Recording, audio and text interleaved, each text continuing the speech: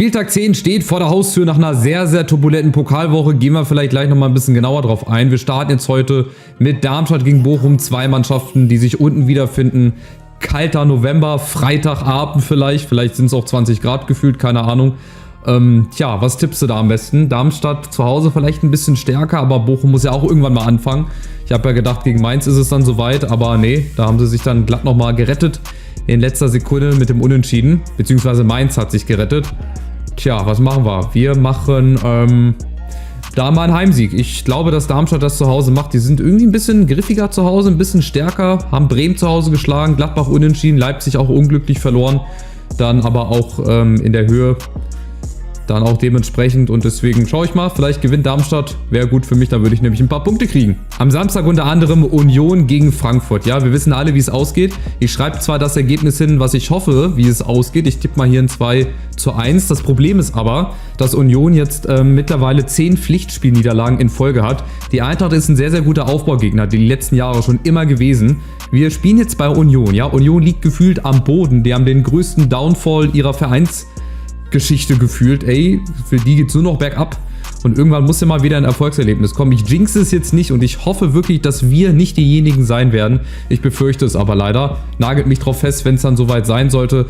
Ich glaube und ich hoffe, dass die Eintracht da wieder ein besseres Gesicht zeigt als gegen Viktoria Köln. Das war wirklich sehr, sehr enttäuschend, aber wir sind eine Runde weiter. Nur das zählt im DFB-Pokal. Ich tippe mal hier ein 2:1. Ich befürchte aber leider, dass Union da die Niederlagenserie beenden wird. Freiburg gegen Gladbach ist auch ein Duell, das willst du auch eigentlich nicht tippen, weil du kannst die Gladbacher nicht so richtig einschätzen, finde ich. Im Pokal auch eine Runde weiter, in der Liga auch gegen Heidenheim ein paar Tage zuvor gewonnen. Jetzt in Freiburg. Freiburg ist ausgeschieden, Freiburg will aber auch wieder oben rein.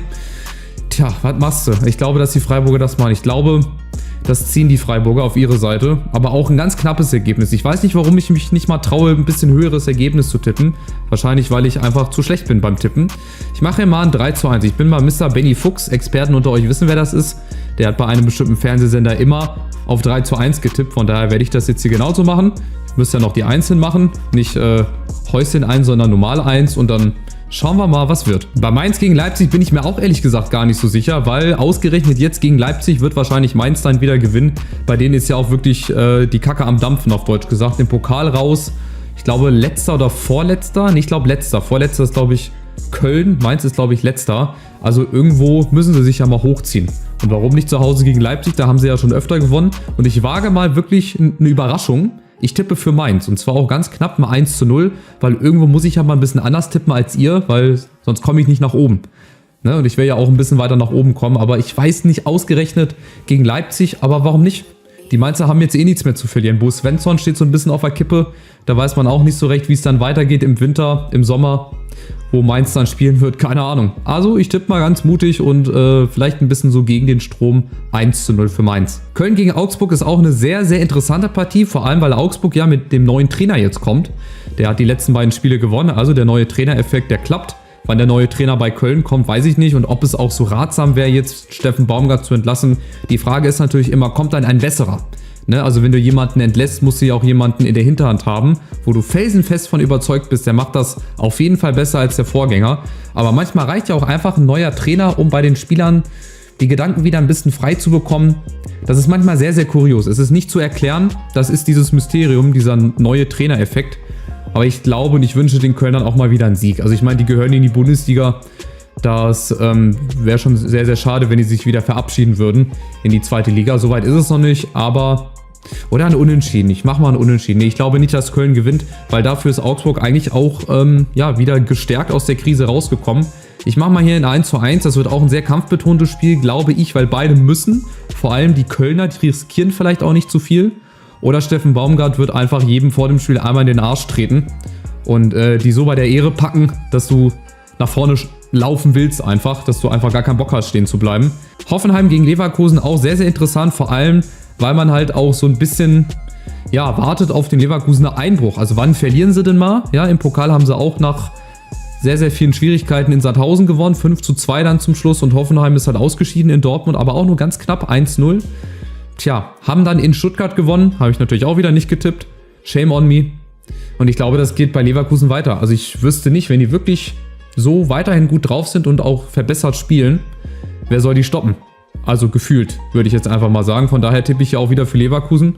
Aber irgendwann wird es halt auch für Leverkusen soweit sein. Ich glaube nicht, dass sie ohne Niederlage hier aus der Saison gehen. Das glaube ich nicht. Da wird es halt auch irgendwann mal ein Spiel geben, wo halt auch nicht zusammenläuft. Dafür spielen sie vielleicht nicht zu konstant, aber vielleicht so konstant, dass es in dem Jahr vielleicht sogar für ganz oben reichen könnte. Dann haben wir am Abend das Spiel des Wochenendes, Dortmund gegen Bayern, deutscher Klassiker. Ich habe die letzten Jahre immer für Dortmund getippt, weil ich gedacht habe, ach, in der Phase und jetzt sind sie mal wieder reif und die Bayern sind eigentlich auch nicht so gut drauf. Und das stimmt dieses Jahr wirklich. Also Bayern im Pokal raus in Saarbrücken, Wahnsinn. Bei allem Respekt, auch mit der Truppe müssen die Bayern weiterkommen, wissen sie natürlich selber, das kann immer passieren.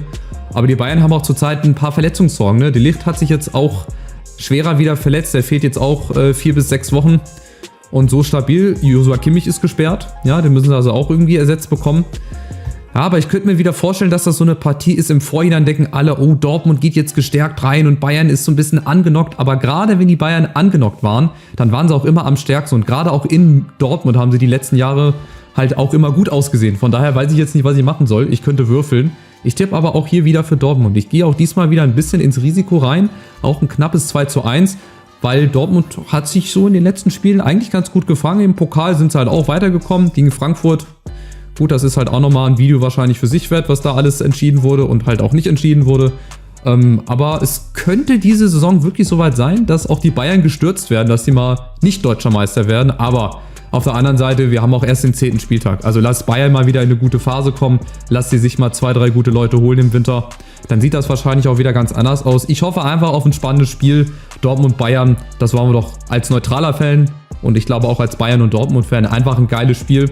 Und dann soll halt am Ende der Bessere oder der Glücklichere das Spiel dann gewinnen. Dann kommt es am Sonntag zum Nordduell zwischen Wolfsburg und Bremen. Bremen hat gegen Union gewonnen, haben sich jetzt auch ein bisschen Luft verschafft und Wolfsburg kommt natürlich mit Rückenwind. Also wenn die Leipzig zu Hause schlagen können, dann können die gefühlt auch alle zu Hause schlagen. Aber Bundesliga ist jetzt auch wieder was ganz anderes. Ich glaube aber trotzdem, dass Wolfsburg das macht. Ich tippe mal hier ein 3-0. Ich mache mal hier ein 2:0. Ich schätze Wolfsburg wirklich stärker ein, wenn da wirklich wieder alle Mann fit sind. Jonas Wind hat ja, glaube ich, auch nicht von Anfang an gespielt. Und Bremen, ja, vielleicht landen die auch einen Überraschungssieg. Vielleicht ist auch das Spiel, was ich für Bremen hätte tippen müssen. Was mir vielleicht mehr Punkte gebracht hätte als euch oder so. Keine Ahnung. Hinterher ist man immer schlauer. Aber ich tippe da mal 2:0 für Wolfsburg. Und zum Abschluss haben wir noch ein Baden-Württemberg-Duell Heidenheim gegen Stuttgart. Immer noch ohne Girassi. Da habe ich ja gedacht, ach, die schaffen das auch gegen Hoffenheim so. Haben sie halt leider nicht geschafft. Dennis Undaff hat ein paar Chancen vergeben, aber der macht auch wieder seine Tore. So wie im Pokal gegen Union. Und Heidenheim ist halt nach wie vor eine Wundertüte. Ne? Die können zu Hause auch gegen jeden mithalten. Haben auch gegen Augsburg zu Hause wieder 2 Dinger gemacht. 5 kassiert. Dann haben sie in Gladbach verloren, auch ganz knapp. Ich glaube 2-1 oder 3-1 in der Liga oder 2-0 sogar. Bin ich der Meinung. Und im Pokal dann halt auch nochmal. Tja, was machst du? Ich würde Stuttgart und auch Heidenheim wünschen. Gönnen ist jetzt der falsche Ausdruck, aber im Prinzip ist es mir egal. Ich würde es Heidenheim halt auch gönnen. Aber ich glaube, gegen Stuttgart wird das sehr, sehr schwer und wird das, glaube ich, nichts werden. Ich mache hier mal ein 2:0. Bei allem Respekt, wie gesagt, Heidenheim ist wirklich bestimmt eine Bereicherung für die Liga. Gerade der Trainer Frank Schmidt, aber nach Sympathie kann es halt nicht immer gehen. Ne? Dann wären noch ganz andere Mannschaften in der ersten Liga.